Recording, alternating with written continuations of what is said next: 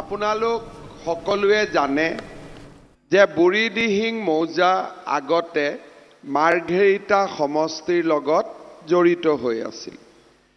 মাৰ্ঘেৰিটা সমষ্টি বহুত ডাঙৰ সমষ্টি আছিল, কাম বন হোৱাত অসুবিধা হৈছিল।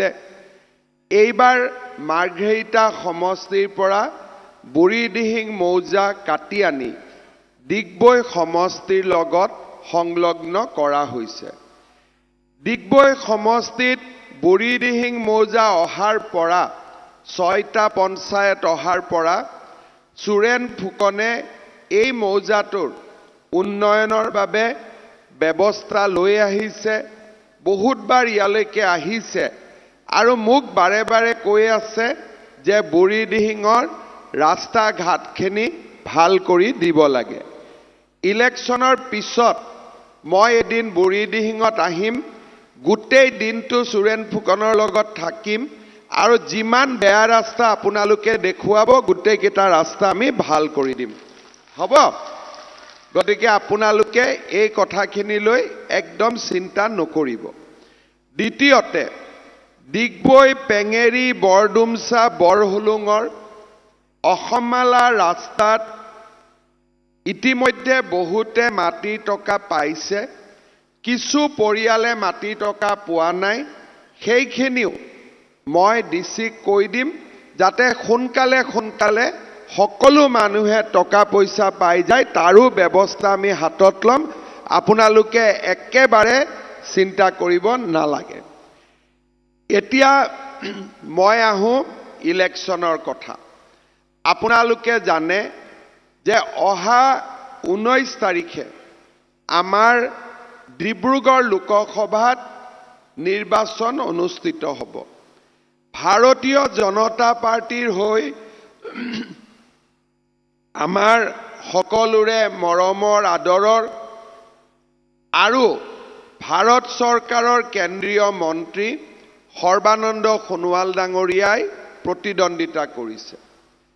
বিৰুদ্ধে কোন আছে মই ক'ব খোজা নাই, কিন্তু আপোনালোকে জানে যে সোণোৱাল ডাঙৰীয়া যদি ডিব্ৰুগড় সমষ্টিৰ পৰা আপোনালোকৰ আশীৰ্বাদত বিজয়ী হয়, তেখেতে দিল্লীত গৈ নৰেন্দ্ৰ মোদী চৰকাৰত এটা ডাঙৰ পদবীত অধিষ্ঠিত হ'ব আৰু ডিব্ৰুগড় লোকসভাৰ বাবে কাম কৰাৰ বাবে এটা ডাঙৰ সুযোগ পাব।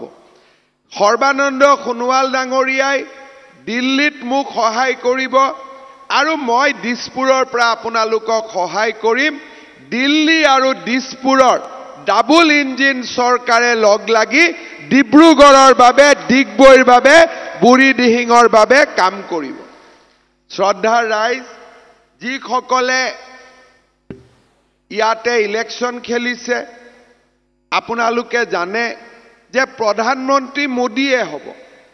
বিৰোধী পক্ষত বহাৰ কাৰণে কাৰোবাক MP বনাইতো লাভ নাই। আমাৰ ইমান সমস্যা আছে, সমস্যাবিলাক আমি সমাধান কৰিব লাগে আৰু সমস্যাবিলাক সমাধান কৰিবৰ বাবে আমি এজন এনেকুৱা ব্যক্তিক MP কৰিব লাগিব যিজন ব্যক্তি মোদীৰ চৰকাৰত থাকিব পাৰে, মোদীৰ টিমত থাকিব পাৰে।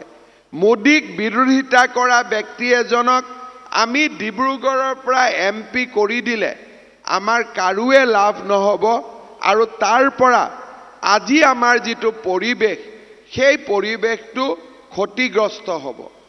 আপোনালোকে মনত পেলাওক, যেতিয়া বিধানসভাৰ ইলেকশ্যন হৈছিলে তেতিয়া মই অসমৰ ৰাইজক কৈছিলোঁ যে আমাৰ চৰকাৰ আহিলে আমি 1 লাখ ল'ৰা ছোৱালীক চৰকাৰী চাকৰি দিম। বিৰোধীয়ে মোক উপলুঙা কৰিছিলে যে ক'ৰ পৰা ইমান চাকৰি দিব, কেনেকৈ দিব।